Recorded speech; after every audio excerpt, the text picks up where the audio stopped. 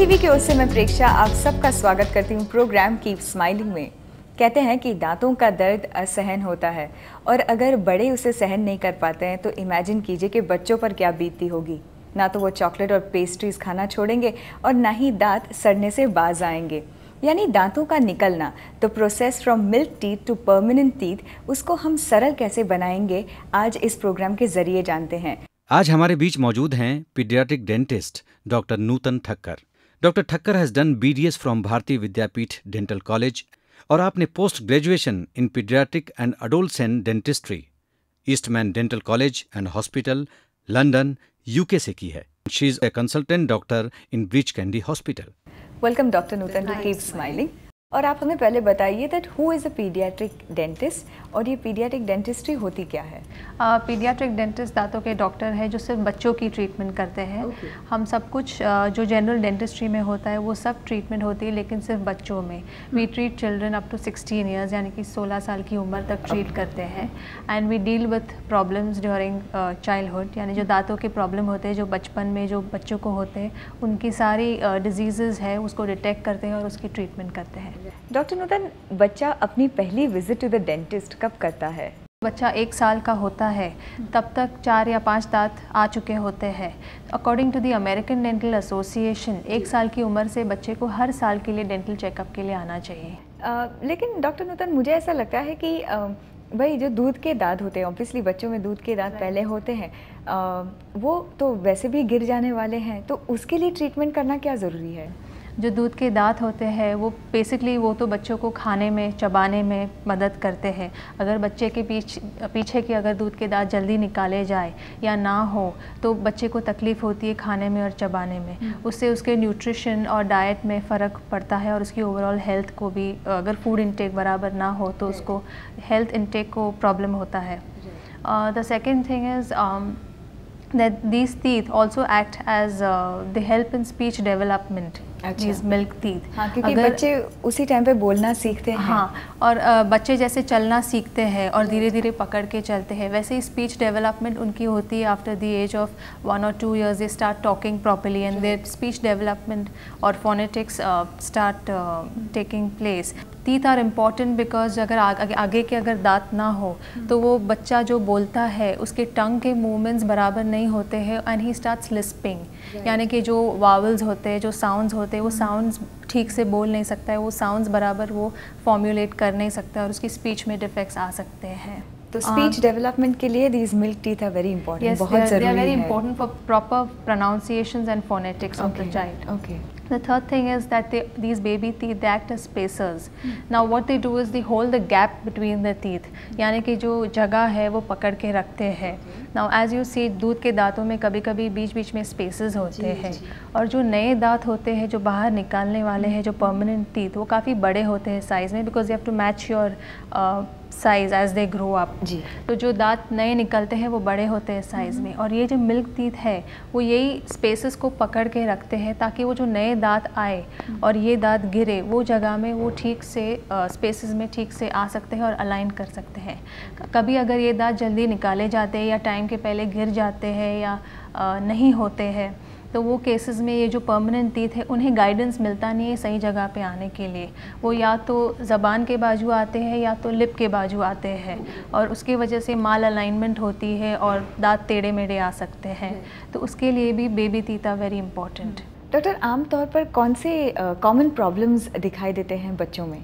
बच्चों में सबसे कॉमन प्रॉब्लम जो मैंने फेस किया है is basically handling the child. जो बच्चे बहुत छोटे होते हैं वो बहुत अनकोऑपरेटिव होते हैं, नॉटी होते हैं, उनको बहुत डर रहता है डेंटिस्ट का। कई बार ऐसा सुनने में आया है कि जो नाना नानी होते हैं या पेरेंट्स होते हैं वो बच्चों को धमकाने के लिए बोलते हैं अगर तुमने ये नहीं किया तो मैं डॉक्टर के पास लेके आऊँगी, डॉक्टर इंजेक्शन लगाएगा।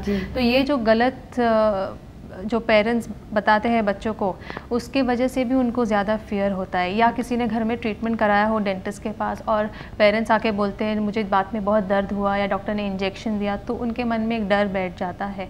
तो ये सब डर निकालने के लिए और प्रॉपर डेंटल केयर और ट्रीटमेंट करने के लिए ये जो फियर है बच्चों को, अगर बचपन में उनको फियर आ गया मन में दांत डेंटिस्ट के बारे में या दांत के ट्रीटमेंट के बारे में, तो वो फियर ज़िंदगी भर रहता है। Now there are other problems that kids have. The most common disease again I have seen is routine which is like cavity problem है या ज़्यादा अगर कैविटी बड़ा हो गया हो तो रूट कनाल ट्रीटमेंट करनी पड़ती है।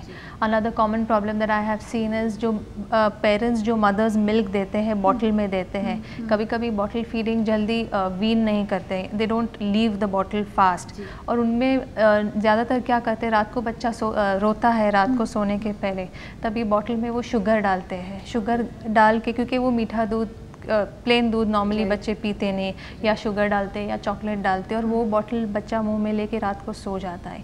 This habit is actually wrong, और ये हैबिट यानी रात भर वो बॉटल मुंह में रहेगी। मुंह में रहने से दांत सड़ जाते हैं, और ऐसे केसेस आते हैं हमारे पास जो पूरे दांत आगे के सड़ गए हैं और पूरे दांत में उनको कीड़ा लग जाता है। जब सब दांत खराब हो जाते हैं तो it becomes very difficult for us to do the entire treatment for the child. जैसे बड़ों में होती है रूट कनालिंग, वैसे ही बच्चों में भी क्या रूट कनालिंग की ट्रीटमेंट ज़रूरी है? Yes, it is very important. Actually, it is a long, tedious procedure for kids and it's very traumatic for them. लेकिन अगर जो छोटे कैविटीज़ जब होते हैं दांत में और अगर उसको निगलेक्ट करें तो वो कैविटीज़ बढ़ जाते हैं और वो इन्फेक्शन जो है नस तक चला जाता है।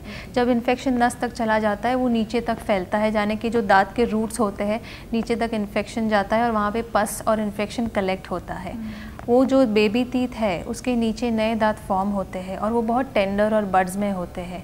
वो इन्फेक्शन जब नए दांत को लगते हैं तो हो सकता है कि जो नए दांत बाद में निकले, जो परमानेंट टीथ है, वो डिफेक्टिव निकल सकते हैं। अभी आपने कैविटीज़ और रूट कनाल के बारे में बताया, but are there any more severe problems जो हो सकते हैं? Yes, there are many more problems, like there are gum disease problems. जैसे बच्चों के पेड़े कभी कभी ख़राब हो जाते, सूज जाते। उसकी वजह है कि they don't take care of their teeth, they don't brush, तो प्लाक और टाटर जमा होता है, that causes gum disease. The other problems that we see in children very common are traumatic accidents और ट्रॉमेटिक फॉल्स एंड ट्रिप्स। जो छोटे बच्चे हैं when they start learn to walk, जो 1 या 2 साल की उम्र से जैसे वो चलना शुरू करते हैं और 4 साल की उम्र तक वो ज़्यादातर उनके गिरने के चांसेस रहते हैं। Another age group is 8 to 11 years। जैसे बच्चे स्कूल में जाते हैं, प्लेइंग खेलते हैं, they have contact sports, football, volleyball, जो स्पेशली बॉयज़ जो ऐसे कॉन्टैक्ट स्पोर्ट्स में खेलते हैं और उस एज में उनको प्लेग्राउंड में ही खेलना अच्छा लगता है। हाँ, और कभी कभी क्या होता है, क्रिकेट या फुटबॉल खेलने से वो बॉल लग जाता है दांत को, वो गिर जाते हैं, दांत निकल जाता है, जैसे वो दांत की ट्रीटमेंट कराते हैं। आजकल के बच्चों में ऐसा भी देखा गया है कि they have too much of Fiji drinks like sodas and all the other aerated drinks and all that.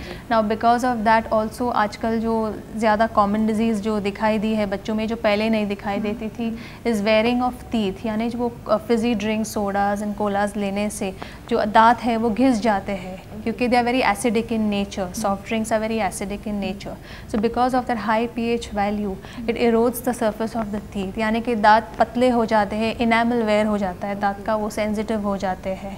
आपने इतने सारे प्रॉब्लम्स बताए हैं, तो आई am sure you have the treatment also for it. तो आप बताइए कि आप are there different types of treatments? There are various type of treatments depending on what the problem is.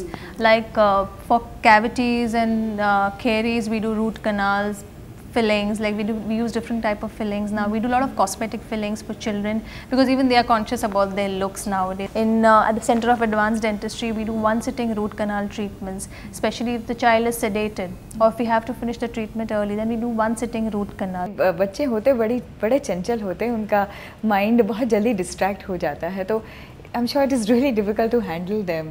उनके लिए हमारे पास अलग अलग टेक्निक्स है जो हम यूज़ करते हैं बच्चों के।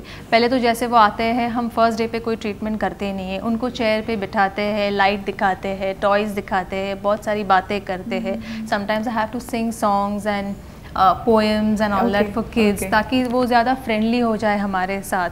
There are different other types of treatments that we do, like cosmetic treatment, that's called advanced restorative treatment. जैसे कोई बच्चे के discolored teeth हो, stains हो दांत पे, या chip teeth हो, या gaps हो दांत के बीच में, या crooked teeth हो, या any defect, any kind of defect in teeth, then we do smile designing for them, something like what a cosmetic dentist would do. So basically I'll do the same thing as a cosmetic dentist would do, but in children. कई बार हमने बच्चों को braces पहने हुए देखा है, तो ये किस लिए होते हैं? बेबी मिल्क टूथ में ब्रेसेस नहीं, ये मिल्क टूथ में नहीं होते, ये परमानेंट टूथ में होते हैं braces. You don't put milk tooth में प्लेट्स लगाए जाते हैं when they have some certain habits like thumb sucking, lip biting, या बच्चे जैसे 4 साल की उम्र, जब बहुत छोटे बच्चे होते हैं वो मुंह में अंगूठा लेके सोते हैं, वो हैबिट नॉर्मली 4 साल की उम्र तक बंद हो जाती है। लेकिन अगर 4 इयर्स के बियॉन्ड वो हैबिट कंटिन्यू होती है, then we put habit breaking appliances. Doctor Nutan, कई बार बच्चे बहुत ही ज़िद्दी एंड दे आर अनकंट्रोलेबल, बिल्कुल कोऑपरेट नहीं करते हैं, तो then I am sure it's impossible to treat them, तब आप क्या करते हैं? Sometimes it's impossible for us to do that. तभी हम what we do is we put them through IV sedation anesthesia. It's like making the child unconscious. We do it, being my clinic being in the hospital environment, it is very safe to do it in a hospital environment. We keep all the emergency apparatus ready, the Boyle's apparatus, the oxygen supply and the pulse oximeter and everything we attach, and then we do the treatment. Then it's considered to be safe. Thank you, Dr. Nutan, for coming here and giving us so much information. Thank you so much. Thank you. दांतों का निकलना यानी the process from milk teeth to permanent teeth एक important process है, और अगर इस process के बीच कोई प्रॉब्लम आ जाए तो इसे इग्नोर मत कीजिए, एक पीडियाट्रिक डेंटिस्ट को डेफिनेटली कंसल्ट कीजिए। तो फिलहाल दीजिए इजाज़त प्रेक्षक को। यू कीप स्माइलिंग, और आपसे मुलाकात होगी एक बार फिर।